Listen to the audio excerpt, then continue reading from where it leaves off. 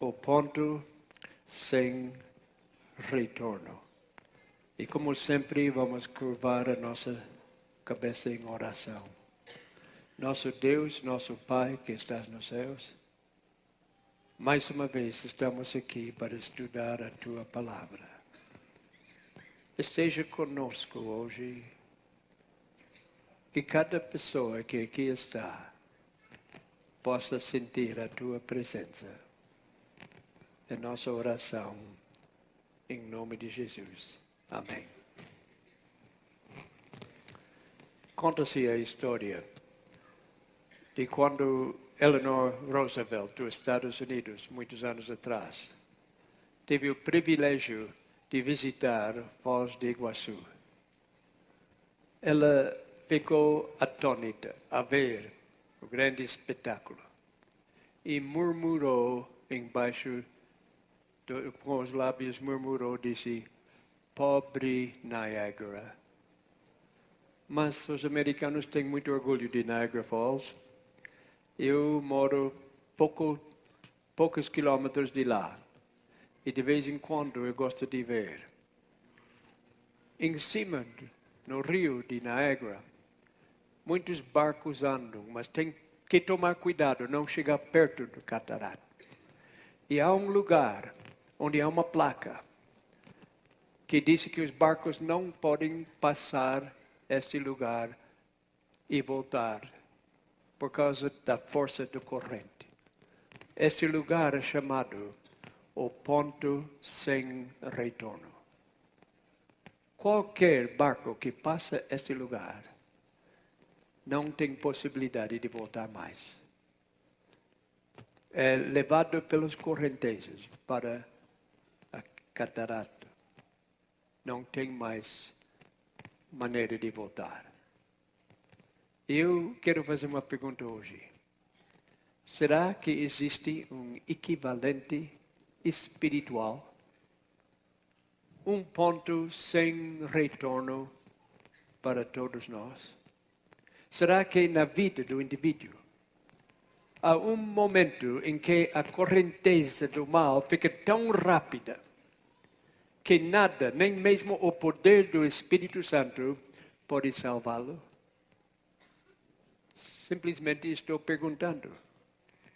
Existe um pecado que nem as profundezas do amor de Deus pode encobrir? Um pecado tão odioso que mesmo o sacrifício de Cristo na cruz não pode expiar? Existe um pecado tão irreversível que nenhum tipo de arrependimento do futuro seja possível. Existe um pecador que está além de qualquer possibilidade de resgate. São Mateus 12, 31, temos palavras assustadoras de Jesus.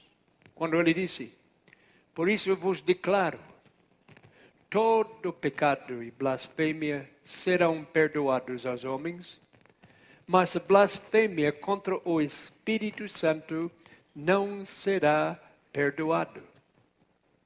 Se alguém proferir alguma palavra contra o Filho do Homem, ser-lhe-á isso perdoado. Mas, se alguém falar contra o Espírito Santo, não lhe será isso perdoado, nem neste mundo, nem no porvir. Nós sabemos que quando Jesus chegou, o próprio nome dele significava salvação. Quando Maria recebeu a mensagem que ela daria luz a um filho, o Espírito Santo já avisou ela o nome dele. E lhe porás o nome de Jesus, porque ele salvará o seu povo dos pecados deles. Essa é boa notícia. Jesus perdoa. Jesus veio a esta terra para perdoar. Em São Miqueias, capítulo 7, 18, disse: Quem, ó Deus, é semelhante a ti, que perdoas a iniquidade e te esqueces da transgressão do restante da tua herança. Depois, capítulo 7, versículo 19. Tornará a apiedar-se de nós, subjugará as nossas iniquidades e lançará todos os nossos pecados nas profundezas do mar. Seres humanos, às vezes, não sabem perdoar. Estava tentando fazer paz entre duas pessoas na igreja. Irmãos na fé e irmãos carnais. Mas havia uma briga entre eles.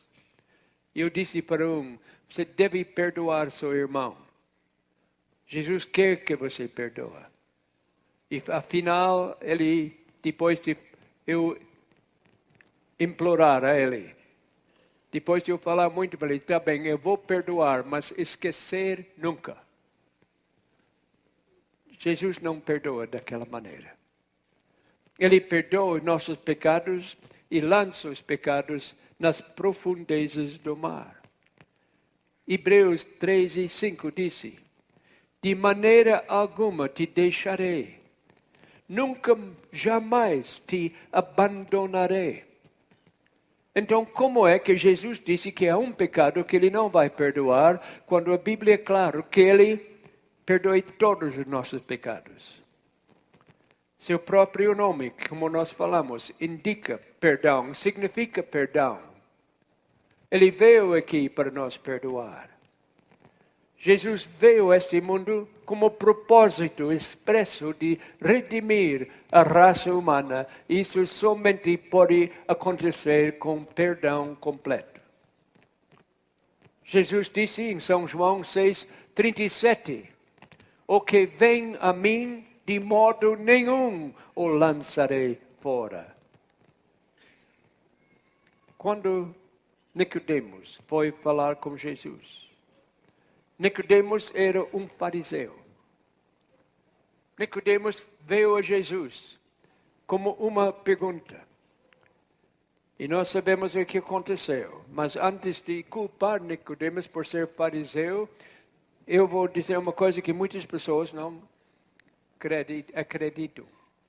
Muitas pessoas acham que os fariseus eram pessoas muito más. Eram grandes pecadores. Se quer saber a verdade, os fariseus eram boas pessoas. Qualquer pastor da igreja gostaria de ter um fariseu em sua igreja, se tivesse hoje. Não apenas se consideravam homens de bem, mas se consideravam os melhores entre todos os homens. Por quê? Eram moralmente corretos.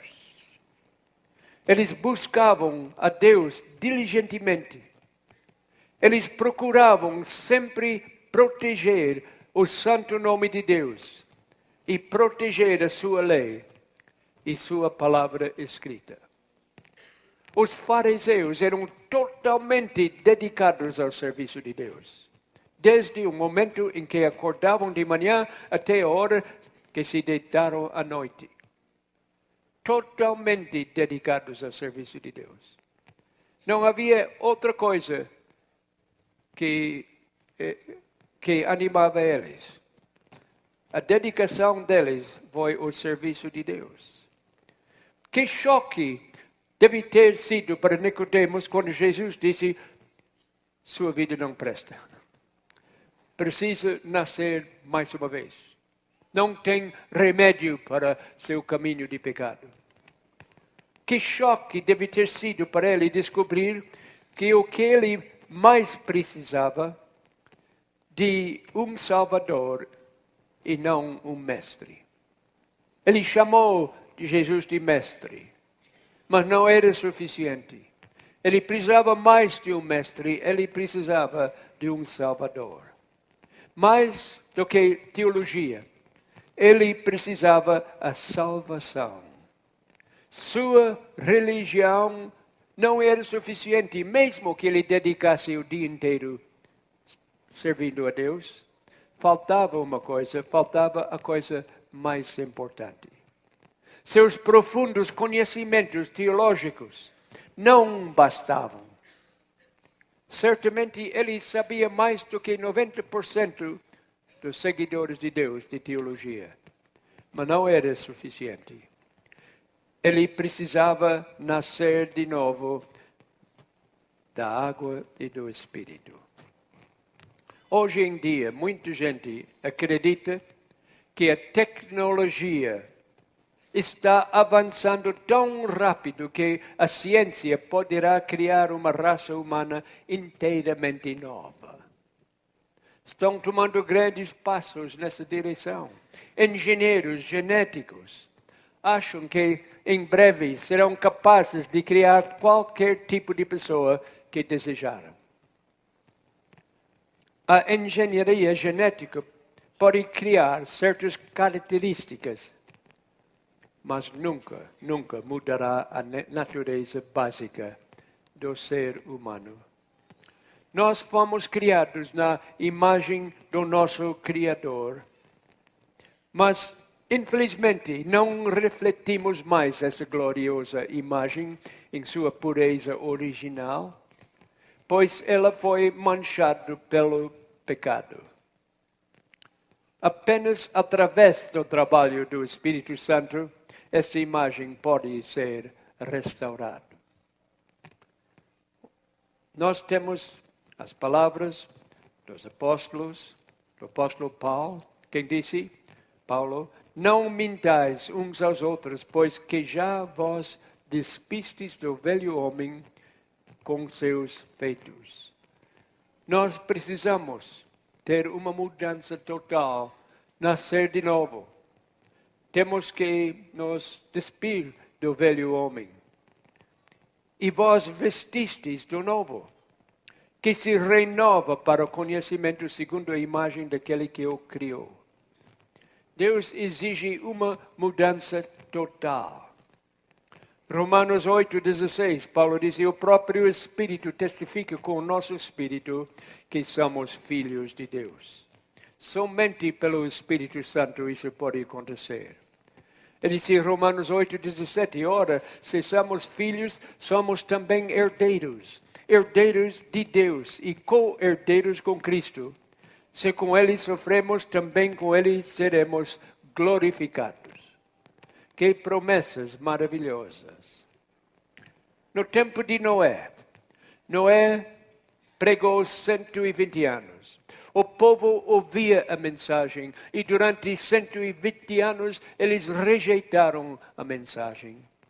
E finalmente veio o dilúvio e então se arrependeram. Mas a porta já estava fechada. Não havia mais salvação. Eles haviam passado o ponto sem retorno. Eles choraram. Eles clamavam a Deus. Eles pediram perdão dos seus pecados. Era tarde demais. E a Bíblia indica que pode haver um ponto sem retorno para cada pessoa. São Mateus 24:37 disse, pois assim como foi nos dias de Noé, também será a vinda do Filho do Homem. Eu compreendo pelas Escrituras, para cada pessoa pode haver um ponto sem retorno. Pode chegar um momento em que essa pessoa foi longe demais. E não há mais maneira de voltar. No tempo de Moisés, o povo rejeitou a mensagem de Deus. Isaías 63:10 diz, mas eles foram rebeldes e contristaram o seu Espírito Santo, pelo que se lhes tornou em inimigo e ele mesmo pelejou contra eles. Eu creio que tem muitas pessoas em nosso mundo que já se tornaram inimigos do Espírito Santo. Contristaram o Espírito Santo. E agora tornaram o Espírito Santo em inimigo pelejando contra eles. Romanos 8:7 diz, por isso o pendor da carne é inimizade contra Deus, pois não está sujeito à lei de Deus, nem mesmo pode estar. O pecado é terrivelmente ofensivo a Deus. Deus não pode viver com o pecado, como as trevas não podem continuar onde há luz. Deus não pode suportar o pecado. Deus não pode tolerar o pecado. E pessoas que continuam com pecado na sua vida, sem o perdão de Deus e sem o Espírito Santo, estão afastados de Deus e Deus não pode chegar perto deles. O Espírito Santo é um perfeito cavalheiro. Ele bate a porta, mas nunca força a porta. Ele nunca força a entrada numa pessoa que não quer ele na sua vida. Deus nunca força alguém a ser bom. Nunca força a obediência. Ele nunca força a pessoa a ser salvo. O Espírito Santo recusa-se a habitar onde não é bem-vindo. Ele nunca pode viver com alguém, a menos que esta pessoa o convidar. E a Bíblia deixa claro que o Espírito Santo pode ser afastado para sempre. Irrevocável. Não há mais retorno. Há um ponto sem retorno. Afastar o Espírito Santo em todos os tempos bíblicos sempre trouxe graves consequências. Consequências sem remédio. É o pecado da presunção que é mencionado como uma das maneiras de ofender o Espírito de Deus. A presunção baseia-se numa desobediência intencional. Todos nós caímos às vezes em pecado. Mas muitas pessoas fazem isso planejado. Eles caem em pecado porque planejaram fazer isso. É intencional. A pessoa que comete o pecado da presunção ignora os mandamentos de Deus, supondo que pode se safar, mesmo que esteja desobedecendo a propósito. E essa é a coisa mais perigosa que pode existir. Ele se supõe que sua desobediência não o privará dos seus direitos e das bênçãos de Deus através do Espírito Santo.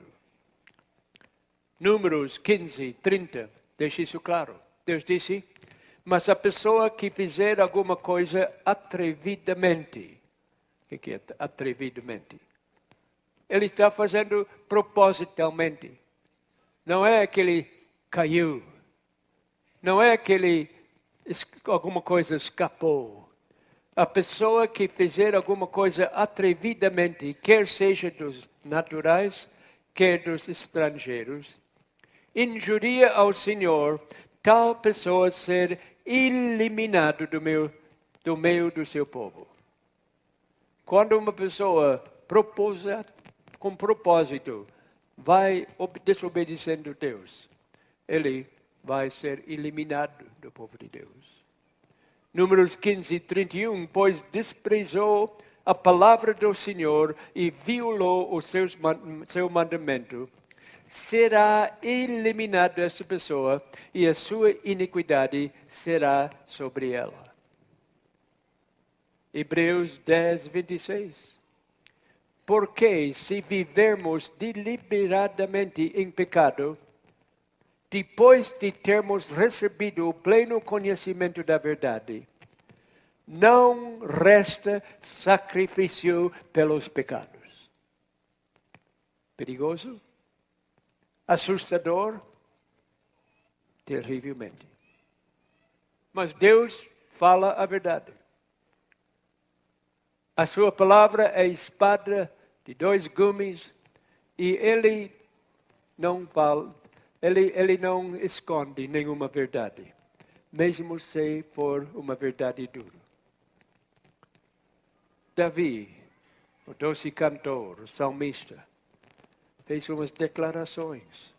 Ele diz em Salmo 19:13, também da soberba guarda o teu servo, que ela não me domine, então serei irrepreensível e ficarei livre de grande transgressão. Se estudar essa grande transgressão, é o mesmo pecado que Jesus falou. É o pecado contra o Espírito Santo, o pecado que Deus não pode perdoar, é o ponto sem retorno. Existe um ponto sem retorno. O rei Saul chegou a esse ponto. Ele rejeitou a mensagem de Deus. O que disse 1 Samuel 16:14?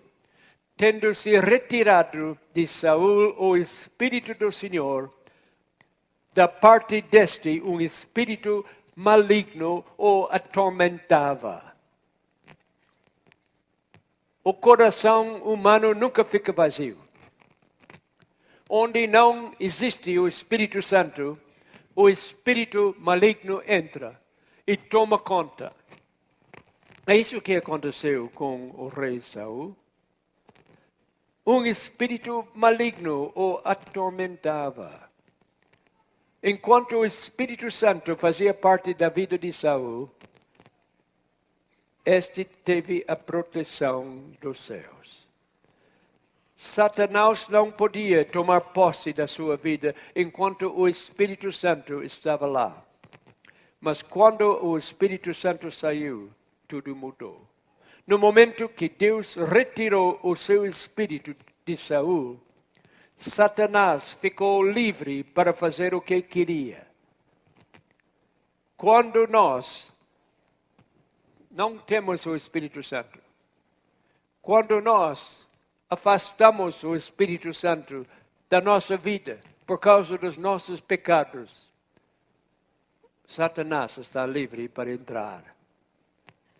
O grande escritor Josefes, historiador do povo de Israel, fez esta explicação.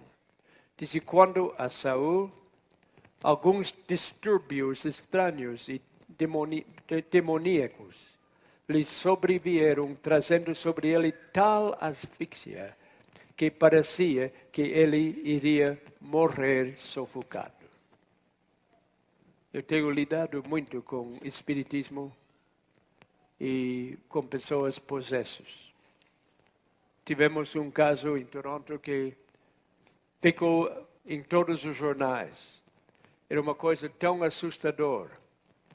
Tivemos uma pessoa possessa que até levantava voo durante o culto. Ela levantava e dentro dela ouvia-se a voz do inimigo.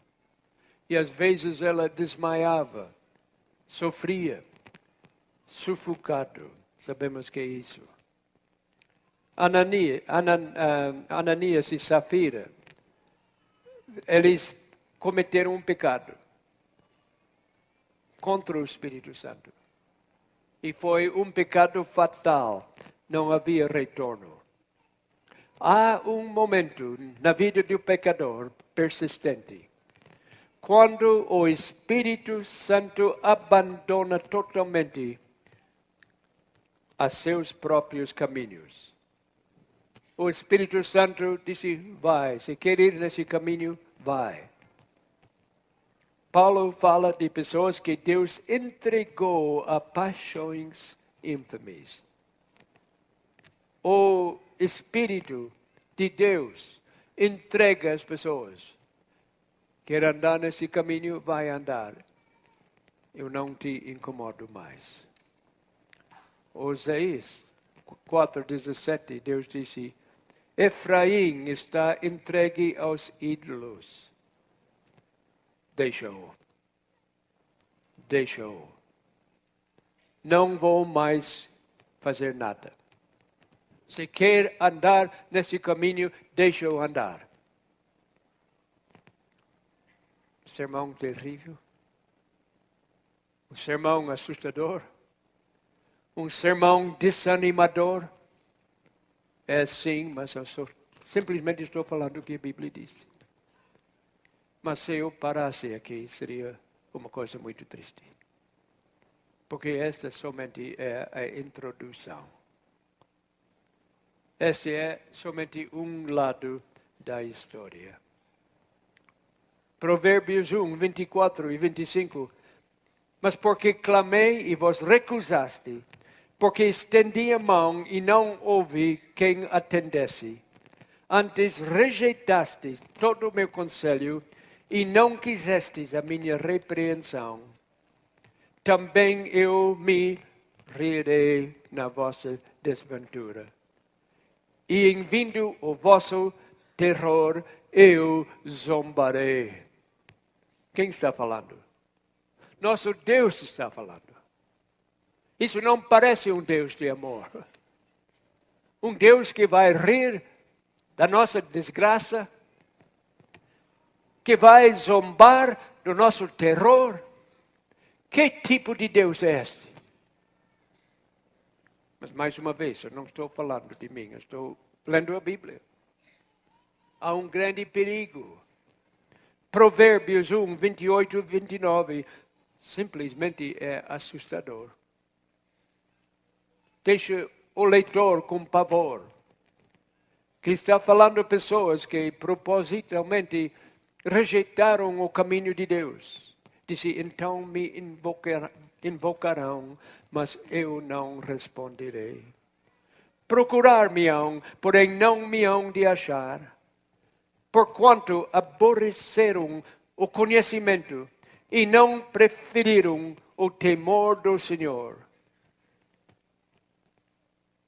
Davi disse em Salmo 51, 11, não me retires o teu Santo Espírito.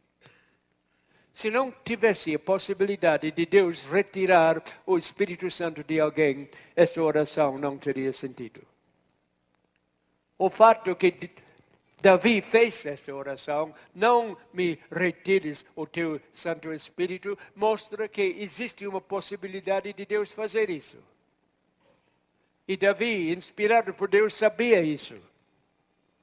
E Davi desobedeceu a Deus e implorou a Deus, não tira de mim o Espírito Santo. É um perigo que existe. Mas ainda temos agora o outro lado da moeda. Se confessarmos os nossos pecados, Ele é fiel e justo para nos perdoar os pecados e nos purificar de toda injustiça. Então, como é? Há uma contradição. Ele disse claramente, se confessarmos os nossos pecados, Ele é fiel e justo para perdoar. Mas acabamos de ler que tem ocasiões onde não vai para perdoar, vai até rir e zombar da nossa confissão. Como pode ser? A única conclusão que eu posso chegar é o seguinte. O único pecado que Deus não pode perdoar é o pecado que recusamos confessar e abandonar. É isso que a Bíblia está falando. Sem o trabalho do Espírito Santo em nosso coração, não temos possibilidade de arrepender-nos. E sem ter o Espírito Santo, nem temos a vontade de arrepender. Quando o Espírito Santo abandona uma pessoa, ele não tem mais possibilidade de confessar. Ele pode confessar, como no tempo de Noé, as pessoas que estavam lá boiando na água, não confessaram os pecados, estavam apavorados e queriam se salvar do dilúvio. Isso não é arrependimento. Aqueles que se recusem a ouvir a voz manso e suave que falamos ontem à noite, tornam-se espiritualmente surdos e perdem por completo a capacidade de ouvir a voz divina. A única maneira que podemos ouvir esta voz nós falar é pelo Espírito Santo. É a única maneira. Quando não ouvimos mais a voz do Espírito Santo, não há mais convicção. Não há mais tristeza em nosso coração pelo pecado. Pode haver medo. Pode haver outras sensações que causam um arrependimento falso, como fez Judas. Mas não é um arrependimento. E sem convicção, não existe arrependimento genuíno. Pode existir um arrependimento falso, mas não é genuíno. Como evangelista, eu já aprendi há muitos anos de reconhecer os sinais da convicção. Muitas vezes, quando estou pregando, eu vejo pessoas chorando. O que isso indica? Indica que Deus está trabalhando pelo Espírito Santo, tocando o coração. Muitas vezes, quando estou pregando, eu vejo pessoas ficar zangados. Às vezes, eles até levantam e me desafiam. O que é? O Espírito Santo está causando convicção e eles estão lutando contra isso. Às vezes se levantam e saem. O que é? Não aguento mais. Estava pregando uma cidade e o chefe da polícia da cidade estava vindo todas as noites. De repente não vinha mais. Eu fui visitar esse homem. Disse, olha, estou sentindo sua falta. Você vinha sempre e não está vindo mais. O que houve? Ele disse, eu não aguento mais. Não aguento mais a pressão. Mas, senhor guarda, eu pressionei? Se não é o Senhor. Quando estou lá, eu sinto uma pressão, uma tristeza dos meus pecados, uma vontade de mudar a minha vida. Eu não posso fazer isso, eu não posso vir mais, eu não aguento mais. Era a convicção que estava causando este sentimento. Apocalipse 2:7 diz, quem tem ouvidos, ouça o que o Espírito disse às igrejas. Hoje à noite o Espírito está falando aqui. Algumas pessoas vão ouvir, outras pessoas não vão ouvir. Mas a Bíblia diz que devemos usar nossos ouvidos para ouvir o que o Espírito Santo quer nos dizer. Hebreus 3:7 e 8. Assim, pois, como diz o Espírito Santo, hoje, se ouvirdes a sua voz, não endureçais o vosso coração, como foi na provocação no dia da tentação no deserto. Hoje, se ouvirdes a sua voz. É importante. Meus primeiros anos no Brasil, trabalhei no estado de Santa Catarina. O Vale de Itajaí é um dos lugares prediletos, dos lugares que eu gosto desse mundo. Essas colônias alemãs lá são lindos. A natureza é linda. E lá é muito famoso pela fabricação. Essas cidades, a cidade de Brusque, parece uma cidade na Europa. Quando eu cheguei da América em 58, fui lá pela primeira vez, não pensei que estivesse no Brasil. Ouvia as pessoas falando alemão nas ruas e os prédios todos pareciam que vinham diretamente da Alemanha. Hotéis com estrutura e arquitetura muito lindo, muito diferente. As praças cheias de flores eram como lugares, pequenas cidades de Alemanha. Mas lá existe muita fabricação de tecidos. Esse é um lugar famoso, não somente no Brasil, mas em todo o mundo, pelos tecidos que fazem lá. Eu entrei nas fábricas e me falaram uma coisa. Me falaram que o equipamento tecendo os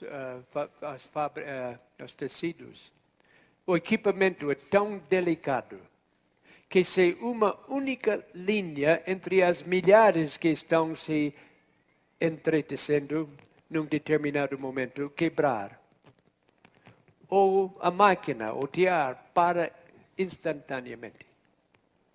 Para toda a fabricação por causa de um fio pequeno que partiu. E não volta a funcionar enquanto aquela linha não for substituída. Não pode funcionar mais. Eu creio que é uma grande lição para nós. Um pequeno pecado, por menor que seja, como um fio pequeno, pode atrapalhar nossa vida completamente. Ou foi Estevão que falou para o povo do seu tempo: vós sempre resistis ao Espírito Santo, assim como fizeram vossos pais, também vós o fazeis. Há uma possibilidade de resistir ao Espírito Santo, é uma coisa muito perigosa. Efésios 4:30 diz: e não entristeçais o Espírito de Deus, no qual fostes selados para o dia da redenção. Nós podemos entristecer o Espírito Santo ou resistir o Espírito Santo. Depois, 1 Tessalonicenses 5:19 diz: não apagueis o Espírito Santo. O Espírito Santo é uma chama, um fogo. A Bíblia compara o Espírito Santo com fogo. E fogo pode ser apagado. A palavra apagar ressalta que estamos apagando o fogo do Espírito Santo. Assim como existem extintores de incêndio no mundo físico, existem também extintores do Espírito Santo no plano espiritual. Um dia, na cidade de Nova York, um índio do campo foi levado para ver a cidade pela primeira vez. Ele entrou nas ruas da cidade e ouviu todo o barulho dos automóveis, o trânsito, as buzinas. Era um mundo cheio de barulho. Ele estava com seu companheiro americano quando de repente ele disse: escuta, estou ouvindo um grilo. E o companheiro disse: impossível. Um grilo faz um som muito suave, quieto, e com todo esse barulho não é possível você estar ouvindo um grilo. Sim, estou ouvindo um grilo. E ele foi na direção de uma lata de lixo e levantou a lata e lá embaixo estava um grilo. Como é que ele podia ouvir isso quando ninguém mais ouvia, só ouvia o barulho? Os seus ouvidos estavam sintonizados para a natureza. Seus ouvidos estavam sintonizados para as coisas onde ele vivia. E apesar de ouvir todo o barulho do trânsito, foi fácil para ele ouvir o grilo. Sabe que nós, às vezes, somos cegos espiritualmente. Havia um homem chamado Bob Edens, na América. Durante 51 anos, ele não enxergava nada. Era cego. Mas, de repente, os médicos descobriram uma maneira de curar os olhos dele. E fizeram uma operação, e depois de 51 anos, pela primeira vez, ele enxergou. E ele fez uns comentários muito diferentes, muito interessantes. A primeira vez que ele saiu pelo campo, ele disse: eu nunca imaginei que o amarelo fosse tão amarelo. Como se explica cor para alguém que nunca enxergou nada, não é? Se eu não sabia que amarelo era tão amarelo. Minha cor favorita é o vermelho. Gosto de ver as flores vermelhas. Disse: agora, pela primeira vez na minha vida, eu consigo ver a lua. Ele disse, gosto muito de ver a linha de vapor deixada por um avião a jato. Nunca havia visto essas coisas.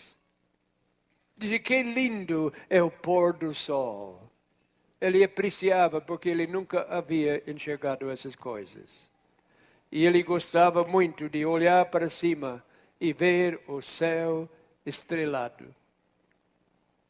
Ele disse, ao anoitecer, impressiona-me ver o céu estrelado. Havia sido cego, mas agora enxergava. As pessoas que são cegos, espiritualmente, estão perdendo muitos grandes privilégios. Bob Edens disse, nunca imaginei que o mundo fosse tão lindo. E quando Deus abre os olhos de uma pessoa que é espiritualmente cego, de repente, ele veja como a vida é maravilhosa e como é linda. Alguém aqui sente uma agitação em seu coração quando a Bíblia é lida? Essa é a natureza da Bíblia. A Bíblia tem grande poder.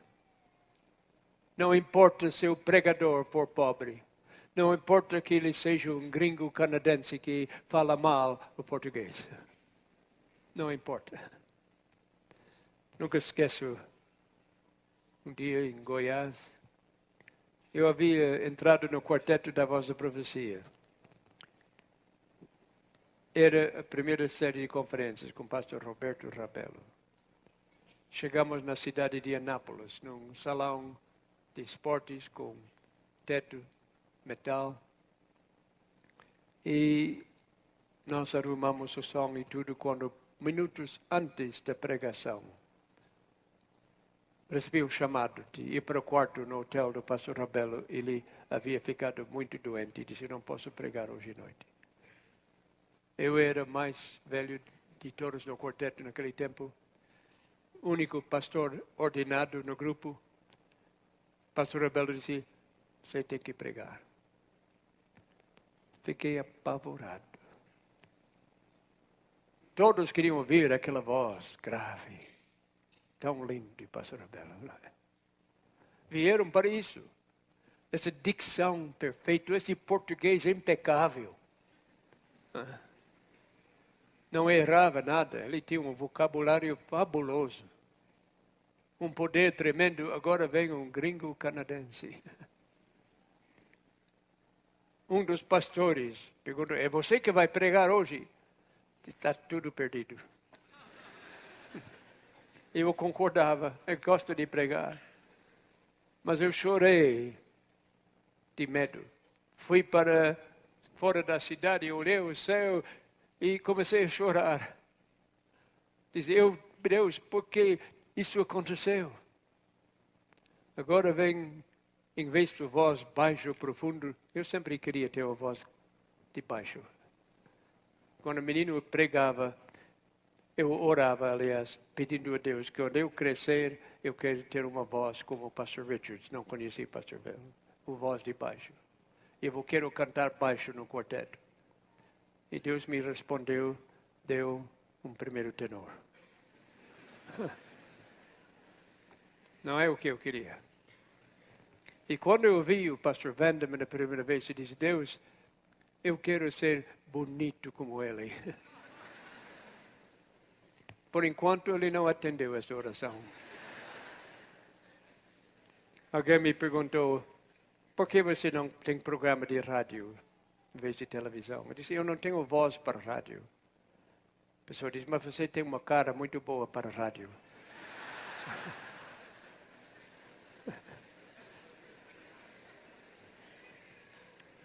Lá em Anápolis, eu levantei para pregar, substituindo o grande Roberto Rabelo. Mas os meus companheiros de quarteto estavam atrás de mim orando. Abri a Bíblia e vidas foram transformadas. Foi o impacto nessa cidade. Muitas pessoas batizadas. Uma nova igreja levantada que cresce até hoje, não por causa do pregador, mas por causa do poder da palavra de Deus. quando nós lemos a Bíblia, o Espírito Santo trabalha. Trabalhei muitos anos na cidade de Toronto. A igreja central lá no College Street tem muitos membros que eram meus maiores inimigos. Tem pessoas lá que são membros que me tocaram fora da sua casa. Mas com a convicção que traz a Bíblia, hoje são irmãos na fé. Quando lemos a Bíblia, mexe no coração do ouvinte. Não porque eu estou pregando, mas porque é a mensagem de Deus. E se alguém está sentindo alguma coisa mexer no seu coração agora, pode saber que não tem nada a ver com o pregador. O Espírito Santo está trabalhando. Mas mais do que isso, pode saber com certeza que é um momento muito feliz. Que as pessoas me perguntam às vezes, muitas vezes, será que eu já passei o ponto sem retorno? A pessoa chegou para mim um dia e disse, eu sou um grande hipócrita. Eu disse, não é. Disse, mas o senhor não me conhece? O senhor já me viu antes de hoje? Disse, não. O senhor já ouviu falar da minha vida? Sabe alguma coisa acerca de mim? Eu disse, não. Então estou dizendo que eu sou grande hipócrita. Eu disse, você não é. Mas como pode saber? Diz, porque grande hipócrita nunca se considera hipócrita. O hipócrita não reconhece o erro dele. Por isso ele é hipócrita. Você está aqui preocupado em ser hipócrita, você não é hipócrita. E às vezes a pessoa vem para mim, muitas vezes, fala, eu tenho medo que eu cometi o pecado que Deus não pode perdoar. Eu acho que eu afastei o Espírito Santo da minha vida. Estou muito preocupado. Eu falo para a pessoa, eu posso lhe garantir que isso não aconteceu. Mas como? Eu não te falei o que eu fiz. Você não sabe meus pecados. Você não sabe nada da minha vida. Como o senhor pode saber? Diz, eu sei com certeza. Mas de que maneira? Oh, meu amigo, se você tivesse cometido o pecado que Deus não perdoa, você não estaria aqui preocupado com esse assunto. O senhor está aqui preocupado porque o Espírito Santo lhe trouxe aqui. Se o senhor tivesse rejeitado o Espírito Santo, que não tivesse mais maneira e o Espírito Santo tivesse afastado de ti, você não teria mais vontade de ser salvo. Você está sentindo uma coisa mexer no coração? Graças a Deus. É um bom sinal. O Espírito Santo está trabalhando. Você sente um anseio de seguir a Deus em todas as coisas? Se sentir este anseio, este desejo, dá graças a Deus. O Espírito Santo está trabalhando no seu coração. E quando lemos esses textos da primeira parte desse sermão, muitas pessoas ficam com medo. E devemos tomar sério esse assunto. Mas nós podemos saber com certeza que se nós ainda temos a vontade de ser salvos, se nós ainda temos a vontade de seguir a Deus, não estamos nessa classe de pessoas que rejeitaram o Espírito Santo. Você experimenta um forte sentimento de culpa quando faz algo errado? Graças a Deus. Essa é a dor que é para seu bem. É o radar. O aparelho está funcionando.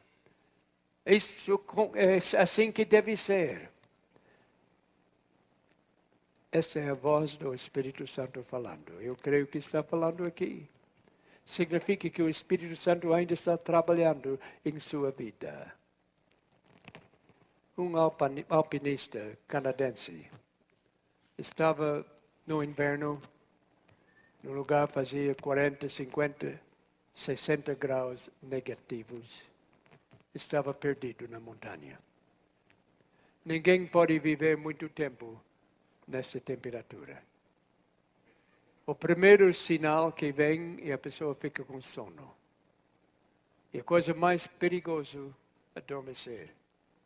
Porque quem sente esse sono que o frio intenso causa e adormece, nunca mais acorda. Como menino, eu brincava na neve com 40, 50 graus negativos. Mas quando sentimos muito frio, voltamos para casa rapidamente para esquentar.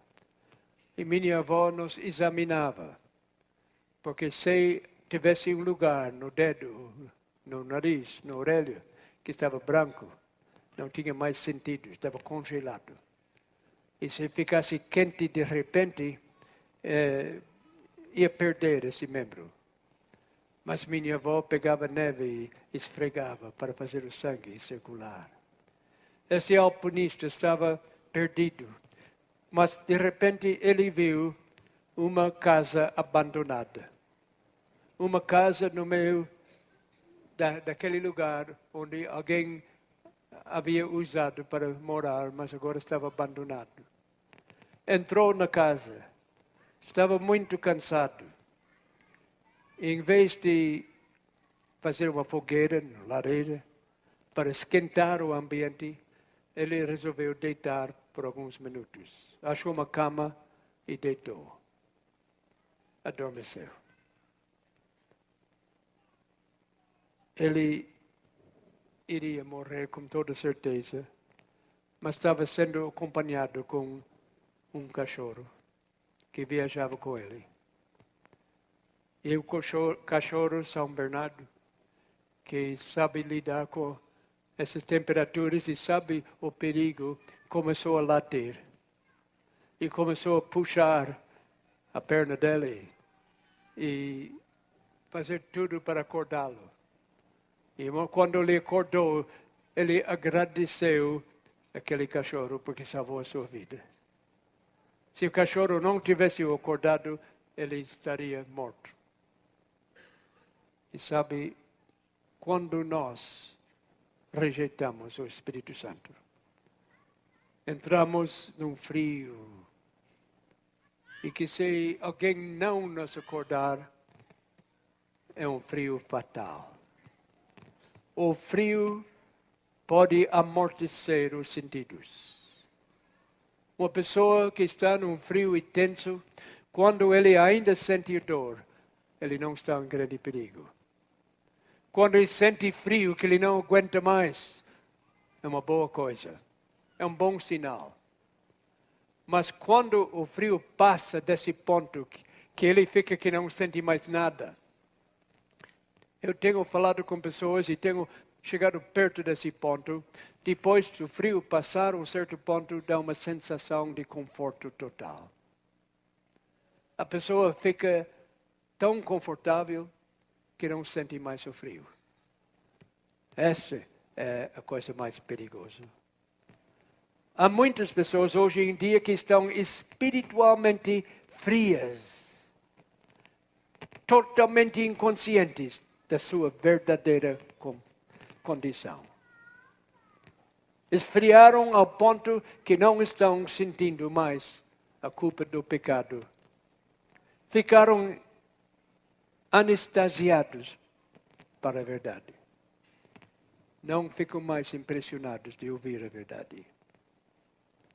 Espiritualmente, uma pergunta? Você já esteve no frio tanto tempo que não sente mais o perigo? Eu espero que uma reunião como hoje à noite pode te acordar em tempo. Não quero você que adormece nessa situação para nunca mais acordar. Se você está paralisado pelos prazeres do pecado, que você não tem mais sentimento das coisas boas. Paulo disse, eis agora o tempo aceitável. Eis agora o dia da salvação. Não espera amanhã.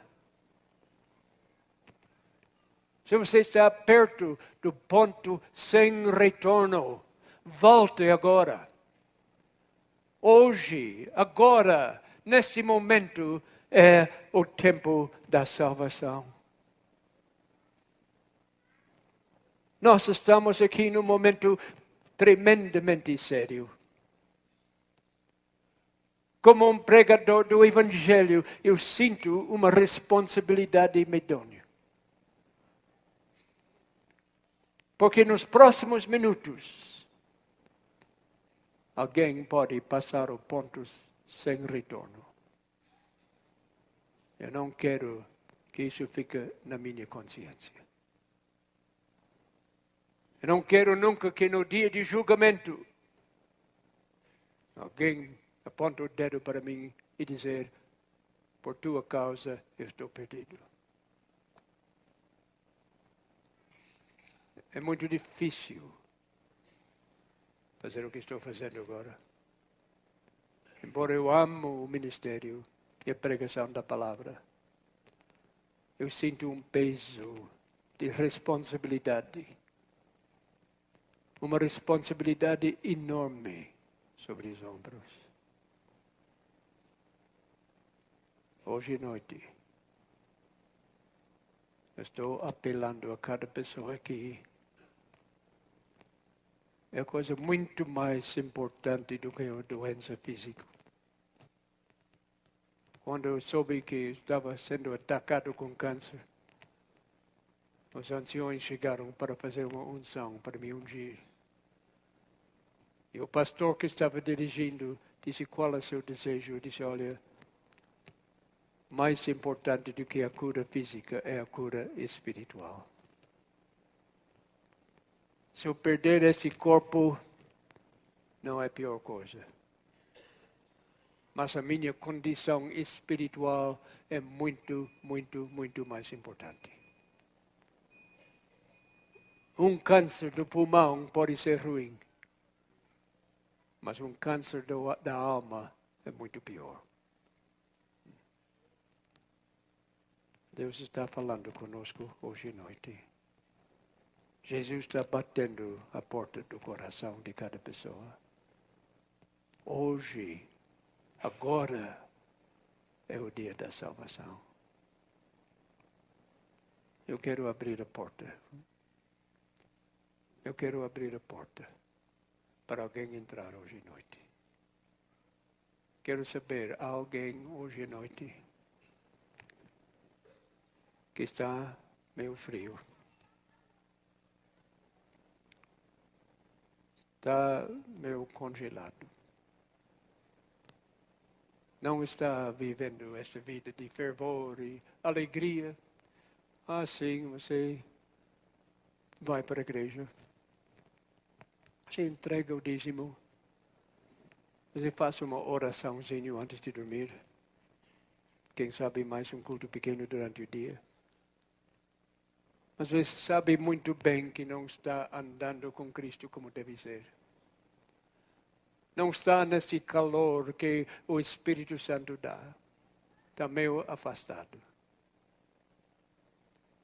Você não tem certeza se morresse hoje à noite que estaria salvo.